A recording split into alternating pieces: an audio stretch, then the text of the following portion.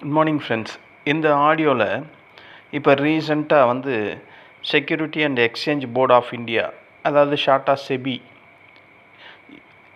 Equity derivative எஃப்என்டோ பற்றிய ஒரு ரிப்போர்ட்டை அமைச்சிருக்காங்க. அந்த ரிப்போர்ட்டை நீங்கள் ரொம்ப பேர் பார்த்துருக்க வாய்ப்பு இருக்கும். ஏன்னா அது ஆகஸ்ட் 26 என்னமோ வந்திருக்கு அப்படின்ற மாதிரி நான் பார்த்தேன். ஆகஸ்ட் மாதம் வந்திருக்கு, எந்த டேட்டுன்னு தெரில. 2020க்கான ரிப்போர்ட்டு தான், எஃப்என்டோ ரிப்போர்ட்டு. இதில் ட்ரேடர் எப்படி பர்ஃபார்ம் பண்ணியிருக்காங்க அப்படின்ற மாதிரி அந்த டேட்டா சொல்லுது. இந்த ரிப்போர்ட்டை வச்சு பார்த்தா ட்ரேடிங் ஒரு ஸ்கேமா இல்லை ட்ரேடிங் ஒரு ஸ்கில் பேஸ்டு பிஸ்னஸா அப்படின்ற ஆங்கிளில் நம்ம ஈஸியாக புரிஞ்சிக்கலாம். ஓகேங்களா? இந்த ரிப்போர்ட்டில் இருக்க முக்கிய கண்டுபிடிப்பு என்னன்னா, 88% ரீட்டைலர் ட்ரேடர்ஸ் லாஸ் பண்ணுறாங்க அப்படின்ற மாதிரி 2026 ரிப்போர்ட்டு, ஈக்விட்டி எஃப்என்டோ ரிப்போர்ட்டு வந்திருக்கு. அதில் குறிப்பாக இண்டிவிஜுவல் ட்ரேடர்ஸ் அவங்க சுமார் 87.7% நஷ்டம் அப்படின்னு சொல்லியிருக்காங்க. அதாவது 100 பேர் இண்டிவிஜுவலாக ட்ரேட் பண்ணால் அதில் 88 பேர் லாஸு, 12 பேர் மட்டும்தான் ப்ராஃபிட் பண்ணுறாங்க அப்படின்ற மாதிரி ஒரு ரிப்போர்ட்டு. First point. ரெண்டாவது, லாஸ் இங்கே குறைஞ்சிருக்கு. ஆனால் இன்னும் பெரிய லாஸஸ்லேயே தான் இந்த ரீட்டைலர் ட்ரேடர்ஸோட மனநிலைமை இருக்குது அப்படின்ற மாதிரி சொல்லியிருக்காங்க. அதாவது 2025 ரீட்டைலர் ட்ரேடர் மொத்தமாக 1.12 லட்சம் கோடி லாஸ் பண்ணியிருக்காங்க அப்படின்னு அந்த 2025 செபி ஒரு ரிப்போர்ட்டில் சொல்லியிருக்கு. அதே இப்போது 2026 91,685 கோடி லாஸ் வந்திருக்கு. அதாவது அந்த லாஸ் அவ்வளோ பெரிய லாஸ் இந்த இடத்துல குறைஞ்சிருக்கு, அதை தான் சொல்கிறாங்க. பட் இன்னமும் ரீட்டைலரோட அந்த ட்ரேடிங் ப்ராப்ளம் லாஸஸில் இருக்குது அப்படின்றது செகண்ட் பாயிண்ட்டு. அதாவது லாஸ் 18% இங்கே குறைஞ்சிருக்கு, ஆனால் இன்னமும் லாஸில் தான் இருக்காங்க அப்படின்ற மாதிரி அர்த்தம் அப்படின்னு சொல்கிறேன். மூணாவது, ட்ரேடர்ஸோட எண்ணிக்கை குறைஞ்சிக்கிட்டே வருது அப்படின்ற மாதிரியும் சொல்லியிருக்கு.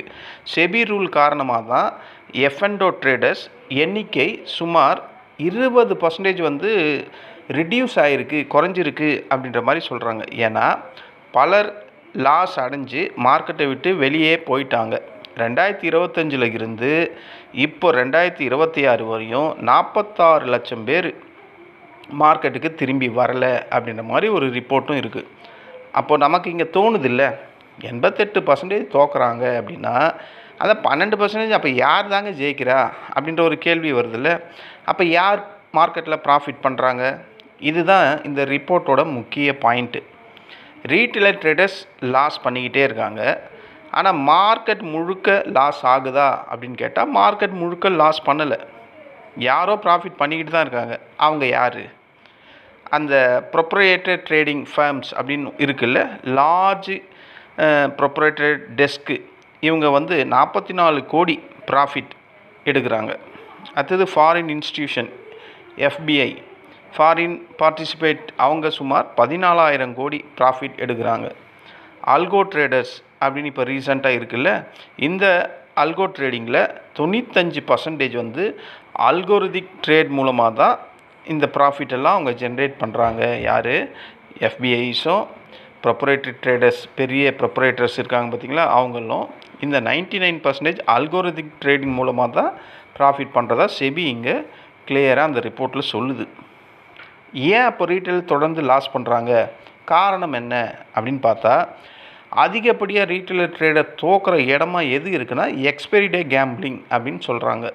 செபி டேட்டா படி index option turn over 59-60% expiry டேயில் தான் நடக்குது அப்படின்ற மாதிரி ரிப்போர்ட் சொல்லுது.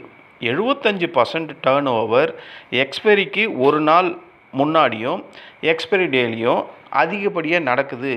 இதனால தான் பல பேர் ரீட்டைலர் பெரிய லெவலில் லாஸ் பண்ணுறாங்க. அதாவது ட்ரேடர்ஸ் பெரும்பாலும் ப்ராபபிலிட்டியை பார்க்குறதே இல்லை, ப்ராபபிலிட்டியை நினச்சி ட்ரேட் பண்ணவே வரல. இந்த ரீட்டைலர் ட்ரேடர்ஸ் முழுக்க லாட்ரி பேசஸ், லாட்ரி ஸ்டைல் ட்ரேடிங்கை தான் பண்ணுறாங்க அப்படின்னு செபியே சொல்லுது இந்த ரிப்போர்ட்டில். அப்போது ரீட்டைலர் ட்ரேடர்ஸ் நம்ம என்ன பண்ணணும்? நான் பல தடவை சொல்கிறேன், ப்ராபபிலிட்டியை பாருங்கள். லாட்ரி மாதிரி மைண்ட் செட் பண்ணாதீங்க. ஓடிஎம்மை சூஸ் பண்ணாதீங்க. நான் சொல்கிறேன்ல, ஒவ்வொரு வீடியோலையும் இதை தான் நான் சொல்கிறேன். ஐடிஎம்மை சூஸ் பண்ணுங்கள் அப்படின்னு சொல்கிறதுக்கு ரீசன் இது தான். நான் ஏதோ வாயில் வந்ததெல்லாம் சொல்லலை. ஐடிஎம் ஏன் ட்ரேட் பண்ணணுன்றதுக்கு செபியே ரிப்போர்ட் சொல்லுது பார்த்தீங்களா. ஓடிஎம்மில் போயிட்டு லாட்ரி மாதிரி நினச்சி அதிகப்படியான பொசிஷன் சைஸை எடுத்து, அதாவது இன்றைக்கி மந்த்லி எக்ஸ்பைரி முடிஞ்சுதா, மண்டேலேருந்து டியூஸ்டேக்குள்ளே 75% லாஸஸ் இது மூலமாக தான் வருது அப்படின்ற மாதிரி சொல்கிறாங்க இந்த ரிப்போர்ட்டில். ரெண்டாவது காரணம் ஸ்மால் கேபிட்டல். அதாவது 1 லட்சத்துக்கு குறைவாக போர்ட்ஃபோலியோ வச்சுருக்க ரீட்டைல் ட்ரேடர்ஸ் மொத்தமாக லாஸை வந்து 70% அதில் லாஸ் பண்ணுற மாதிரி சொல்கிறாங்க. அதாவது குறைஞ்ச கேபிட்டல், அதிக லிவரேஜ், வீக்லி எக்ஸ்பைரி, இந்த கான்செப்டில் போகிறதுனால அக்கௌண்ட் வந்து பெரிய லெவலில் வந்து சேதாரம் ஆகுது. அதாவது அக்கௌண்ட்டு பெரிய லெவலில் லாஸ் ஆகுது அப்படின்னு சொல்கிறாங்க. காரணம், மூணாவது காரணம் சோசியல் மீடியா இன்ஃப்ளூயன்சன்ஸ் அப்படின்னு சொல்கிறாங்க. செபி கடந்த சில வருடங்களாகவே தொடர்ந்து சொல்லிக்கிட்டே இருக்கிற ஒரு விஷயம் என்னது, ரொம்ப பேர் வந்து மார்க்கெட்டில் ஸ்ட்ராட்டஜியை கற்றுக்க வரவே இல்லை. அவங்க பெரும்பாலான ஆக்டிவிட்டி எதை பேஸ் பண்ணியிருக்குன்னா, Telegram call, WhatsApp call, WhatsApp tips, யூடியூப்போட jackpot mind set, Twitter, Instagram, social மீடியாவில் வரக்கூடியதை மட்டும்தான் நம்புகிறாங்க அப்படின்ற மாதிரி சொல்கிறாங்க. இதனால தான் ஸ்பெக்குலேட்டிவ் ட்ரேடிங் ரொம்ப அதிகமாக இன்க்ரீஸ் ஆகிட்டே இருக்குது அப்படின்ற மாதிரி அந்த ரிப்போர்ட்லேயும் இருக்குது. அப்போ ட்ரேடிங் அப்படின்னாவே லாஸ் தானா அப்படின்ற அடுத்த கேள்விக்கு பதில் என்ன? என்னை பொறுத்தவரையும் கேட்டால் ட்ரேடிங்னா லாஸ்லாம் கிடையாது. உண்மையாலுமே பார்த்தா இல்லை. அதாவது இந்த ரிப்போர்ட்டு அனைத்துலேயுமே என்ன சொல்கிறாங்க, ரிப்போர்ட் டோட்டலாக சொல்கிறது என்ன, மோஸ்ட் ரீட்டைல் பார்ட்டிசிபேட் லாஸு. ஆனால் இந்த இடத்துல எல்லா ட்ரேடருமே லாஸ் பண்ணுறாங்கன்னு அவங்க எந்த இடத்துலையுமே சொல்லவே இல்லை. இது ரெண்டுத்துக்கும் வித்தியாசம் உங்களுக்கு புரியுதா? அதாவது மோஸ்ட் ரீட்டைல் பார்ட்டிசிபேட் வந்து லாஸ் பண்ணுறாங்க, ஆனால் எல்லா ட்ரேடருமே வந்து லாஸ் பண்ணலை அப்படின்றவும் சொல்கிறாங்க. இந்த ரெண்டுத்துக்கும் உள்ள வித்தியாசம் புரிஞ்சால் நம்ம மார்க்கெட்டை புரிஞ்சிக்கலாம். அதாவது இதை சிம்பிளாக எப்படி சொல்லலாம்னா, 100 பேர் ஜிம்முக்கு போகிறாங்க, ஜாயின் பண்ணுறாங்க.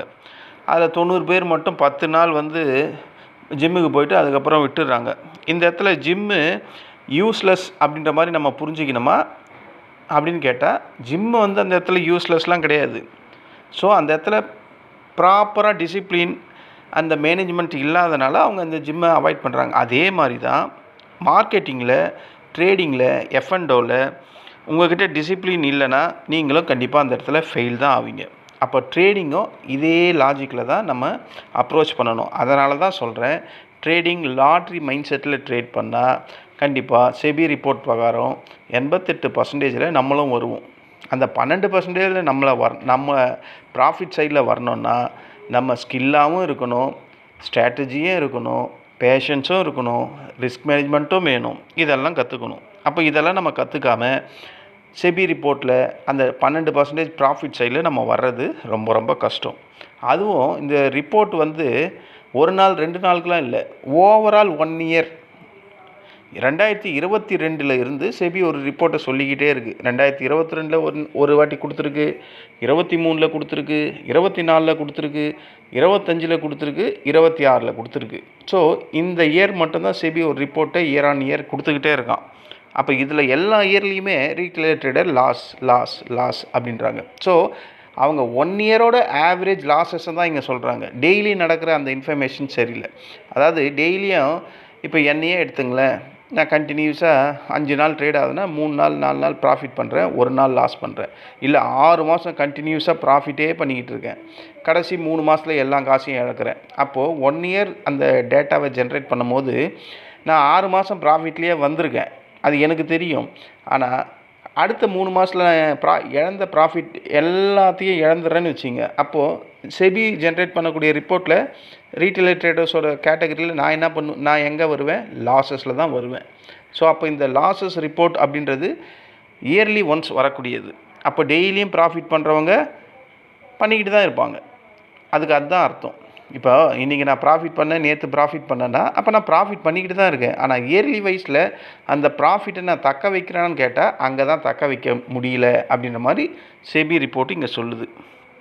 அப்போது டைரெக்டாக ரிப்போர்ட் சொல்லக்கூடிய மறைமுக உண்மை என்ன? மார்க்கெட்டில் பணம் இருக்குது அப்படின்னு செபி ரிப்போர்ட்டில் சொல்லுது. கரெக்ட் தானே?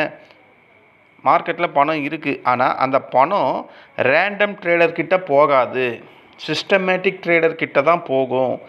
Data, risk management, position sizing, algo, discipline, இதெல்லாம் இந்த சிஸ்டமேட்டிக் ட்ரேடர்ஸ் யாரோ அவங்கக்கிட்ட தான் பணம் போயிட்டு இருக்குது அப்படின்ற மாதிரி இந்த செபி ரிப்போர்ட்டை நம்ம புரிஞ்சிக்கலாம். செபி எடுக்கிற நடவடிக்கை பெரிய லெவலில் இப்போ ரீட்டைல் லாஸஸை குறைக்கிற மாதிரி அவங்க சொல்கிறாங்க. என்னென்ன சொல்கிறாங்கன்னா, கான்ட்ராக்ட் சைஸை இன்க்ரீஸ் பண்ணியிருக்கு, வீக்லி எக்ஸ்பெரியை ஃப்ரீக்வன்சியை குறைச்சிருக்கு, அப்ஃப்ரண்ட் ப்ரீமியம் கலெக்ஷன் இன்க்ரீஸ் பண்ணியிருக்கு, மார்ஜின் ரூலை டைட்டன் பண்ணியிருக்கோம், ரிஸ்க் கண்ட்ரோலை அதிகரிச்சிருக்கோம் அப்படின்ற மாதிரி அவங்க சொல்கிறாங்க. இதனால் வால்யூம் பெரிய லெவலில் குறைஞ்சிருக்கு. அதெல்லாம் உண்மை தான். இப்போ சிஏஎஸ் ப்ராசஸ்னு ஒன்று வந்திருக்கு. ஸோ இதனால் பெரிய லெவலில் பார்ட்டிசிபேஷன் குறையுது. ஆனால் அதை இவங்க எடுத்த நடவடிக்கையாக சொல்கிறாங்க. ஆனால் இப்போ திடீர்னு இந்த சிஏஎஸ் ப்ராசஸில் திடீர்னு ஒரு 70-60 பாயிண்ட்டு மேலே போய் க்ளோஸ் ஆகுது. இது எப்படி நம்ம புரிஞ்சிக்கிறது? அப்போ ரீட்டைல் ட்ரேடர்ஸை லாஸ் பண்ணுற மாதிரி தானே இவங்களோட இந்த ப்ராசஸும் இருக்குது. இங்கே மட்டும் நான் உடன்படலை செபி கூட. ஓகேங்களா? இது எனக்கு பிடிக்கவே இல்லை இந்த சிஏஎஸ் ப்ராசஸ். ஸோ அதனால் இதை மட்டும் நான் இதில் அக்செப்ட் பண்ணிக்கவே மாட்டேன். அப்போது நம்ம ட்ரேடர் இங்கே என்ன கற்றுக்கணும்? கற்றுக்க வேண்டிய பாடம் என்ன? செபி ரிப்போர்ட்டில் இருந்து ஆப்ஷன் பையிங் மட்டும் சக்ஸஸ்ஃபுல் லைஃபா அப்படின்னு கேட்டால் ரொம்ப பேர் ஆப்ஷன் பையிங்கை தான் விரும்பி வராங்க. ஆனால் ஆப்ஷன் பையிங்கில் ப்ரீமியம் டிகே அப்படின்னு ஒன்று இருக்குது. அதுக்கு தான் பல பேர் இங்கே இரையாயிட்டு அவங்களோட பெரிய லெவல் அமௌண்ட்டை இழந்துக்கிட்டே இருக்காங்க. அப்போது ஆப்ஷன் பையிங் அப்படின்றத நம்ம எப்படி பண்ணணும், எந்த மாதிரி நேரத்தில் பண்ணணும், அது எப்படி ஸ்கில்ஃபுல்லாக எப்படி ஸ்ட்ராட்டஜியோடு பண்ணணுன்றதை நம்ம புரிஞ்சுக்கணும். ரிஸ்க் மேனேஜ்மெண்ட் இல்லாமல் ஸ்ட்ராட்டஜி இங்கே வேலையே செய்யாது அப்படின்றதையும் நம்ம புரிஞ்சுக்கணும். எஸ்எல் அப்படின்றது கண்டிப்பாக ட்ரேடர் கண்டிப்பாக தெரியணும். எஸ்எல்லில் நீங்கள் மெயின்டைன் பண்ணலன்னா கண்டிப்பாக மார்க்கெட் உங்களுக்கு ஒரு டைம் பாம் மாதிரி தான். எப்போ வேணால் வெடிச்சிடும் உங்கள் அக்கௌண்ட்டு, உங்களோட டிமேட் அக்கௌண்ட்டில் இருக்க மணி. அந்த லிவரேஜை பற்றி அந்த லிவரேஜ் அப்படின்றது நமக்கு பெரிய எதிரி. அதாவது 1x இருக்க வேண்டிய இடத்துல 2x 3x 5x அப்படின்னு இன்ட்ராடேயில் ஸ்டாக்ஸில் எடுக்கிறாங்க பார்த்தீங்களா, அவங்கெல்லாம் பாவம். ஸோ இதெல்லாம் லிவரேஜோட கான்செப்டை ரியலாக தெரிஞ்சுக்கணும். அது தெரிஞ்சுக்கிட்டு அதுக்கு ஏற்ற மாதிரி ட்ரேட் பண்ணணும். அப்போது லிவரேஜ் தான் இங்கே பெரிய எதிரி. 5x 10x அப்படின்ற மாதிரியெல்லாம் போனீங்கன்னா உங்களோட அக்கௌண்ட்டு வெகு சீக்கிரமாகவே கரைஞ்சி போயிடும். எக்ஸ்பிரி டே அடிக்ஷன் இது இருக்கவே கூடாது. அது இப்போ இனிமேல் இருக்காது. அதுக்கு வேணுமா கேரண்டியாக சொல்லலாம். இந்த சிஏஎஸ் வந்ததுக்கப்புறம் எக்ஸ்பிரி டே அடிக்ஷன் ஒன்று கண்டிப்பாக கிடையாதுன்னு நான் சொல்லுவேன். இந்த ஆகஸ்ட் மாதத்துலேருந்து அது என் கண் கூடவே நானே பார்த்துக்கிட்டு இருக்கேன். அப்போது எக்ஸ்பைரி ட்ரேடிங்கில் ஹையஸ்ட்டு ரிஸ்க் ஜோன் அப்படின்றத நம்ம புரிஞ்சுக்கணும். இனிமேல் ஜனங்க புரிஞ்சுப்பாங்க. ட்ரேடிங் ஒரு ஸ்கில்லான பிஸ்னஸ் அப்படின்றத புரிஞ்சுக்கணும். இது ஒரு கேஷினோ மாதிரி இல்லை.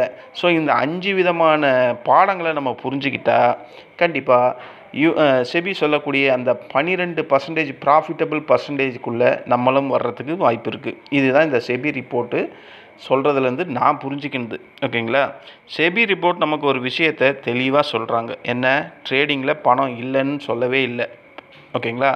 ஆனால் எந்தவித பிளானும் இல்லாமல், டிசிப்ளினும் இல்லாமல், ரிஸ்க் மேனேஜ்மெண்ட்டும் இல்லாமல் வரக்கூடிய 100 பேரில் 88 பேர் லாஸ் ஆகிறாங்க அப்படின்னு கிளியராக சொல்கிறாங்க. மற்ற 12 பேரில் பெரும்பாலானவர் ப்ராஃபிட்டு பண்ணுறவங்க யாருன்னா பெரிய இன்ஸ்டிடியூஷன், ப்ரொப்ரேட்டரி டிஸ்க்கு, அல்கோ ட்ரேடர்ஸ், இவங்கக்கிட்ட தான் பணம் போகிற மாதிரி சொல்கிறாங்க. ஆனால் ட்ரேடிங் அப்படின்றத கேம்பிளிங் மாதிரி பார்க்காம பிஸ்னஸ் மாதிரி பார்த்தா நம்மளும் அந்த 12%க்குள்ளே வர்றதுக்கான வாய்ப்பு இருக்குது அப்படின்ற மாதிரி நான் இங்கே சொல்கிறேன். ப்ராஃபிட்டை தேடி ட்ரேடிங்கில் தேடியெல்லாம் ட்ரேடிங் பண்ணாதீங்க. கேபிட்டலை முதல்ல பாதுகாக்கணும், டிசிப்ளினோடு ட்ரேட் பண்ணணும், ரிஸ்க் மேனேஜ்மெண்ட்டை கடைசி வரையும் ஃபாலோ பண்ணணும், எமோஷன் ஆகாமல் ஃபாலோ பண்ணணும். இதை நம்ம ஃபாலோ பண்ணால் நம்ம அந்த 88%க்குள்ளே போகாமல் வின்னிங் மைனாரிட்டி அந்த 12%க்குள்ளே நம்ம போகிறதுக்கான வாய்ப்புகள் அதிகம். ஓகேங்களா? செபி இந்த ரிப்போர்ட்டு நமக்கு கேட்கறதுக்கு ஷாக்காக இருந்தாலும் உண்மையை தான் அவங்க சொல்லியிருக்காங்க. ஸோ இவ்வளோ விஷயங்களை தெரிஞ்ச நம்ம இனிமேல் ஆப்ஷன் பையிங்கில் இருந்தால் அதை எப்படி டிசிப்ளினோடு ட்ரேட் பண்ணணும், நம்மக்கிட்ட இருக்கிற காசை எவ்வளவு பொக்கிஷமாக பாதுகாக்கணும், சர்வே பண்ணணும் அப்படின்றத ஆப்ஷன் பையர்ஸ் நம்ம இனிமேலாவது தெரிஞ்சுக்கணும். இந்த ரிப்போர்ட்டு ஸ்ட்ராங்காக இண்டிவிஜுவல் ட்ரேடர்ஸ் 88% தோற்றுக்கிட்டு தான் இருக்காங்க அப்படின்ற மாதிரி தான் இந்த ஆகஸ்ட் ரிப்போர்ட்டு வந்திருக்கு. இது ரொம்ப பேர் நீங்கள் கேள்விப்பட்டிருப்பீங்க. நான் இதை வீடியோ போடணும்னு நினச்சேன். இன்றைக்கி தான் அதுக்கு டைம் கிடச்சிது. அதனால் இந்த செபியோட 2026 ஆகஸ்ட் ரிப்போர்ட்டை நான் என்னுடைய கருத்தை பதிவு பண்ணுறேன். இந்த ஆடியோ உங்களுக்கு பிடிச்சிருந்தா என்னுடைய சேனலை சப்ஸ்கிரைப் பண்ணுங்கள். நன்றி, வணக்கம்.